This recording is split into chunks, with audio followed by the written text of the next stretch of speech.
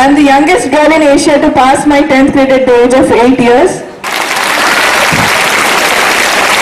And at the age of 10 years, I completed my intermediate.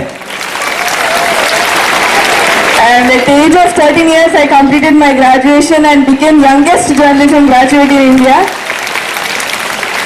And presently at the age of 16, I am preparing for PhD. And apart from this, in table tennis, I am national champion, South Asian champion, and I play piano and I sing songs, and I can write with my both ambidextrous. And in typing, I type A to Z in just 2.72 seconds, and I recite the 108 shlokas of Ramayana. And apart from this, I also cook Hyderabadi biryani in just 25 minutes. భావించింది ఒకటే, గెలవకపోవడం ఓటమి కాదు, మళ్ళీ ప్రయత్నించకపోవడమే ఓటమి. అందుకే నేను నాతో పాటు నా తల్లిదండ్రుల విశ్వ ప్రయత్నాలే 3 పూలు 6 కాయలుగా మారి దేశ చరిత్రలోనే పేరు ప్రఖ్యాతి గాంచే విధంగా తోడ్పడతాయి. అంటే పని చేయాలనుకున్న వారికి దారి దొరుకుతుంది, చేయొద్దు అని అనుకున్న వారికి సాకు దొరుకుతుంది. అందుమూలన మీరు శ్రమ వృధా చేయకుండా శ్రమ పడాలి అని నా తల్లిదండ్రులు నాకు చెప్పారు. సో మీ అందరికీ నేను చెప్పేది ఏంటంటే, కృషి ఉంటే మనుషులు ఋషులు అవుతారు. ఎవరైతే కృషి చేస్తారో వారికి అదృష్టం ఎదురు చూస్తుంది. స్వేచ్ఛ లేని జీవితం ఆత్మ లేని శరీరం లాంటిది. అందుమూలన మీరు భారత భావి పౌరులు, మీ చేతిలో భావి భవిష్యత్తు ఉంది. కావున కష్టపడి దేశాభివృద్ధి చేయాలి. ఇంకా ఇక్కడున్న నా అందరు సోదరులు రుద్రమదేవి, ఝాన్సీ లక్ష్మీబాయి మరియు కిరణ్ బేదిగా మారాలి అని కోరుకుంటున్నాను. దేవుడు మనకు విజయాలు అందివ్వడు, కానీ విజయాలకు కావాల్సిన శక్తి సామర్థ్యం ఇస్తాడు. అది మీ అందరిలో ఉంది. దీనిని మీ గురువుల ఆశీస్సులతో వినియోగం చేసుకోవాలి. నా ఆటే నా ఊపిరి, నా చదువే నా ప్రాణం. ఏ రోజైతే నేను అభ్యాసం చేయలేదో ఆ రోజు నేను నా జీవిత లక్ష్యాన్ని వదిలినట్టే. తీర్పుకు మార్పు అనే మాట నాలో లేదు. ఒక్కసారి నా పేరెంట్స్ బోధించారంటే అది కావాల్సిందే, దాంట్లో మార్పు అనేదే ఉండదు.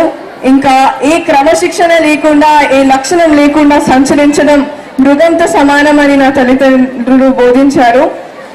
ఇంకా నేను మీ అందరికీ చెప్పేది ఏంటంటే, ఎగిరే గాలిపటం విద్యార్థి అయితే దానికి మూల ఆధారమైన దారం గురువు. కావున మనం గురువులని గౌరవించాలి. వారి సుఖానికి మూల కారణం.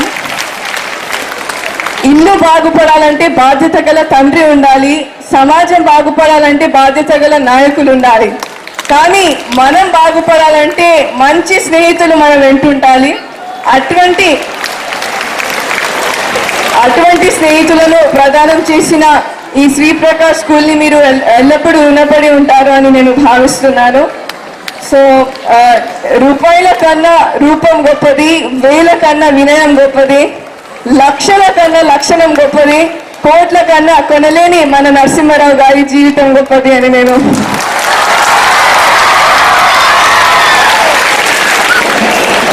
మన రాజు పేద తేడా లేని హృదయంతో మన ఆశలకు ఊహలకు దశ దిశ మార్గం చూపించేది గురువులు. కావున మనం ఎల్లప్పుడూ గురువులకి అండగా ఉండాలి.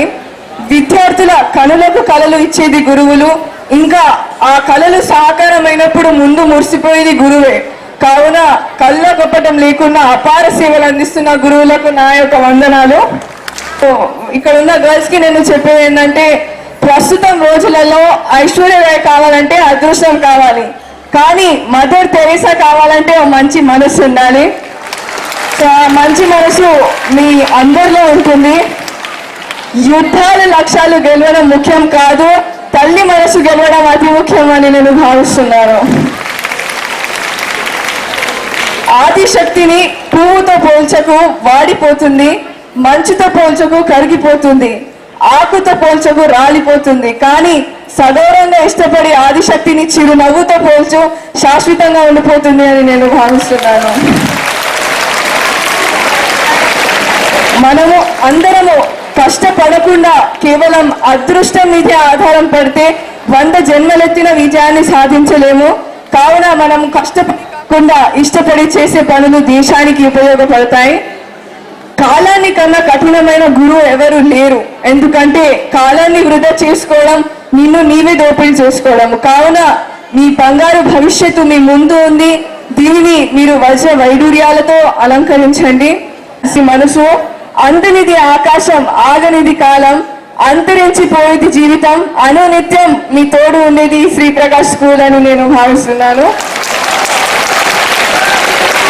కన్నీటి వర్షాలకు కష్టాలు చల్లారము. కావున ఆడపిల్లలకి మార్గం చూపించేది తల్లిదండ్రులే.